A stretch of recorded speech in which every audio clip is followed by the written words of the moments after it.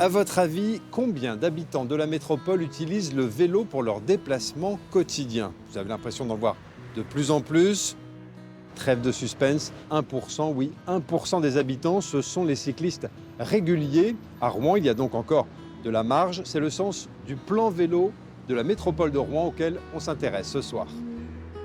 Depuis plus d'un siècle, elle est le progrès.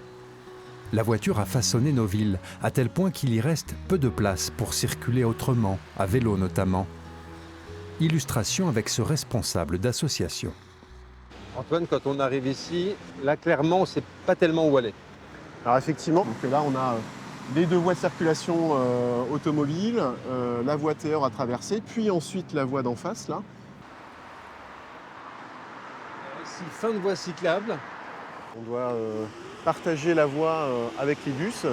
Et effectivement, c'est assez symptomatique du maillage du territoire qui est encore très discontinu. D'ailleurs, pour redescendre cette côte, plus aucune piste cyclable. Nous empruntons donc la route aux côtés des voitures lancées à pleine vitesse. Se déplacer à vélo en ville aujourd'hui, c'est encore s'exposer régulièrement au danger.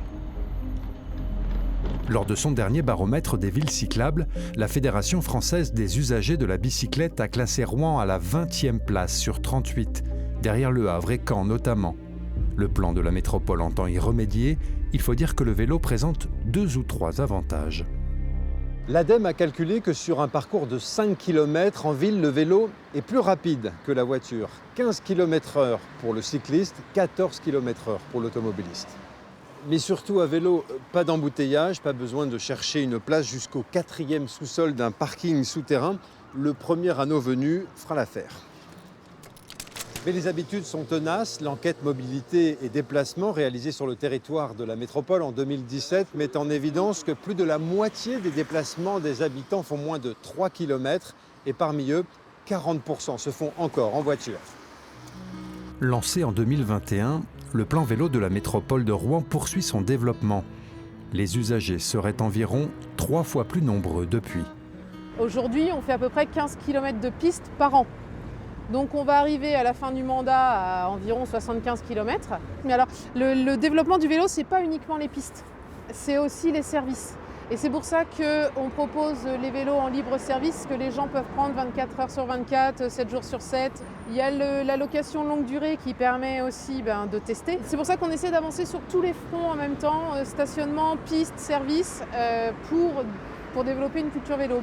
L'objectif, c'est d'atteindre 5% des déplacements à vélo d'ici à 2035. Une première étape vers un nouveau partage de l'espace en ville.